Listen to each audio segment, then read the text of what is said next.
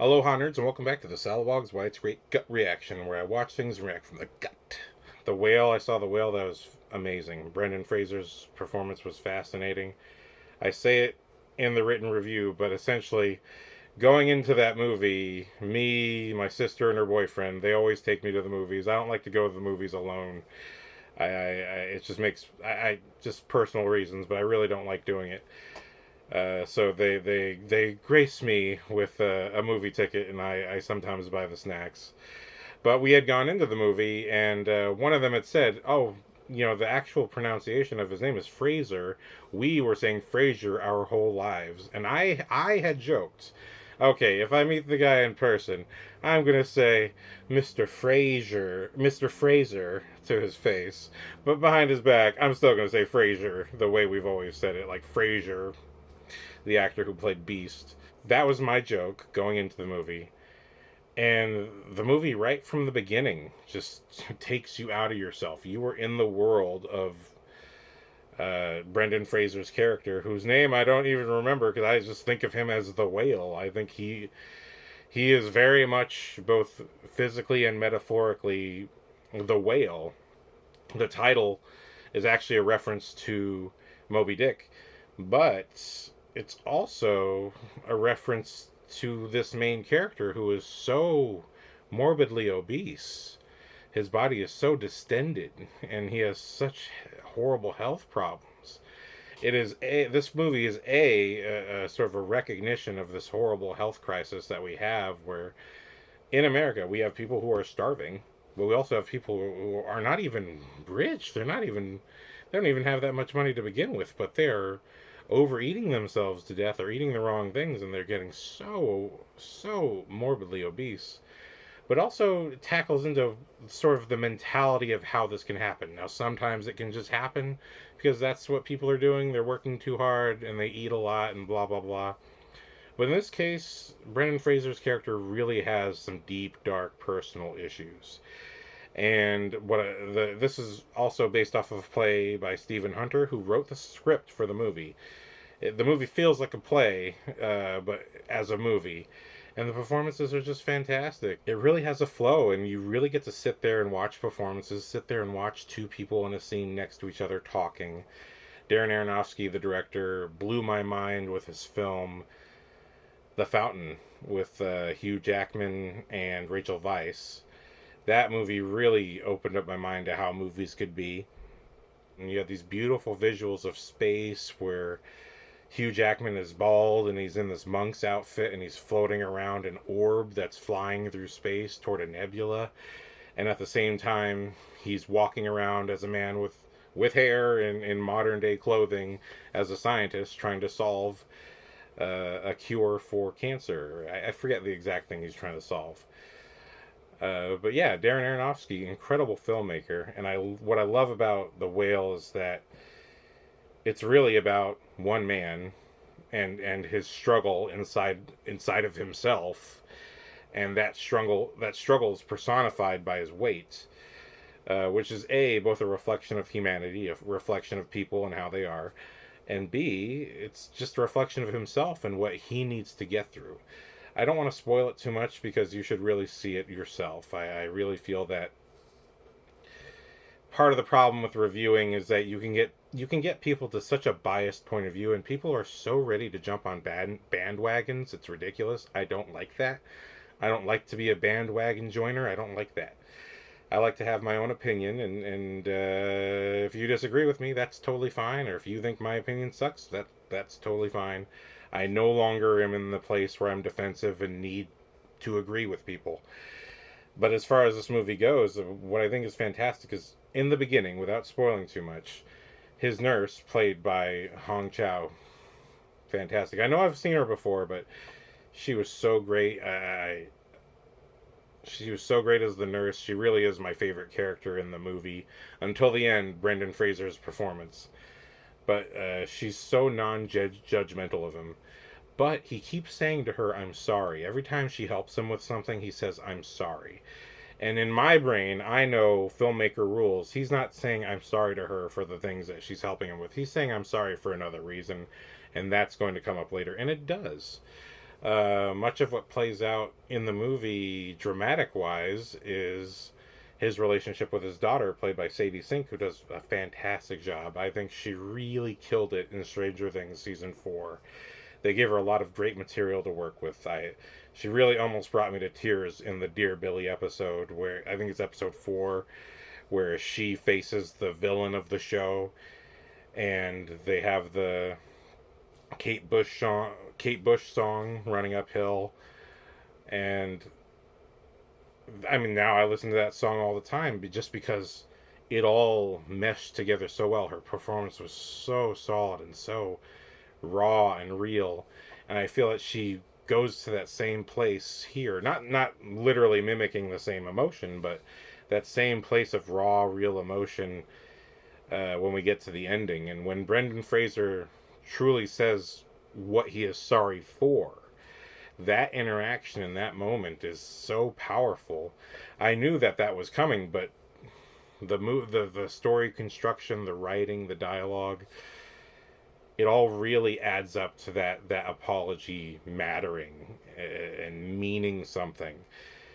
That is the strength of great writing, is that you throw out these little things that don't appear to be important. They just are hats or cards on a table.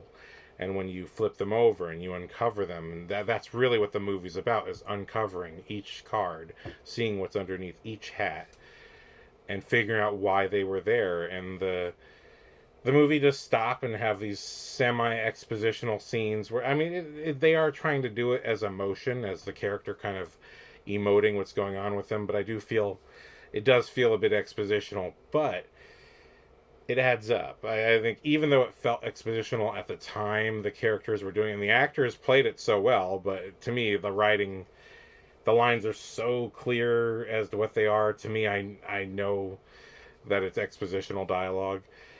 But when those bits of information pay off later in the film, in particular Hong Chau's story, where as the movie goes on, the nurse's reason she's here helping out Brendan Fraser, it has everything to do with her story, and sort of the relationship had between her, Fraser, and man, I don't want to spoil it, but a mutual acquaintance between the two of them. So all the stories really matter and add up, and there's no wasted words. There's no wasted characters. It's really surprisingly well done. And I think a very, very American movie, an American story. I just had to throw a little hats off to the whale. And yeah, we were all leveled by this movie. At the end, we were all like, thank you, Mr. Fraser. The emotional clips and moments that you see in the trailer, that where you see Brendan Fraser acting, the one good thing I did in this world, you know, all the emotional clips, I thought, well, I've seen these clips so many times because of Instagram, and Instagram knows I love movies, so they keep showing me all the trailer clips, and they keep pounding it in the social media button, which is really where they should be doing it anyway. I mean, you're wasting money just putting up billboards, honestly. But yeah, the fact that those moments when they happen in the movie truly do hit as hard as they appear like that they're going to hit in the trailers and clips. And that is satisfying for me. I think it's very rare when a movie does that. Oftentimes when we see a trailer either tries to set up a misleading storyline, or it just sort of sells these dramatic moments in a movie, and you kind of form your own story in your head, and you kind of wish that's the way the movie went. I'm grateful that The Whale is so well constructed that it beats the odds, it beats the clips, and it really makes the experience of watching it valid and valuable. And I think it's just a good reflection. I say also in my written review that I also deal with my weight, and I deal with secrets and pains that, you know, sometimes I stress eat. And not to say that's what this is really about, but the fact that the movie's really about hidden pain and how it affects our choices in life. That's what it's really about. the fact that it deals with that in such a powerful, potent, emotional way is the strength of the movie. I cannot say I cannot say a movie. I don't even have the words. I cannot recommend a movie higher than this that I have seen. It truly is phenomenal. I think second best for the last 2 years of watching movies is Nightmare Alley in terms of live action movies. Guillermo del Toro's Nightmare Alley is a totally different type of movie, but by the end of that movie, Bradley Cooper's transformation from a guy looking for work who goes on to have great success as a magician, but then sort of loses his way down the path of deception and power and getting money and all this nonsense. He really loses his way.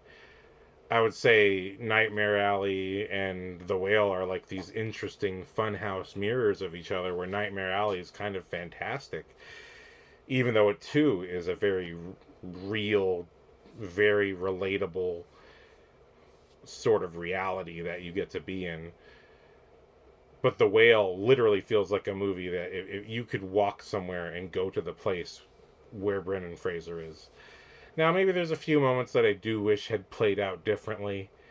I think there's maybe some missed opportunities here and there, but I don't really want to get into that on this particular review.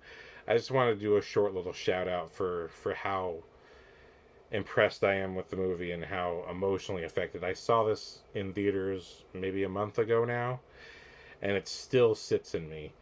I call this the gut reaction, but it's really, it should be called the delayed reaction, because oftentimes I don't have time to make a video and react right away. But also, I do like to let it simmer and let it think. I really like to ask myself, am I still thinking about this weeks later? Is this movie or show still affecting me? And if it is, then it is what I'm saying it is, as far as I feel. Because, sometimes that genuine gut reaction really isn't the true reaction or the right reaction. And then people get stuck and adhere to these attitudes, and certainly I do. I think it's good to let things sit and think about it and tinker with it in your head and really ask yourself, do you still agree with what you thought, 6 months ago? And if you see it a second time, do you still agree with what you thought the first time? So this is still going off of the first time I watched it about a month ago, but the movie is so strong and fond in my mind. I really cannot praise it enough. So hats off to the cast and crew. Phenomenal job. Brendan Fraser, man. I mean, damn. You really deliver. I loved you in Doom Patrol. I was so glad you joined the superhero universe in Doom Patrol with that great cast. But in that one, it's clearly just your voice and not your body. So it's like, but in this case, we get a lot of your body, don't we? Oh my God. Oh my God. Wow. Wow. Wow. Fantastic movie. Please go see it. Thank you for watching.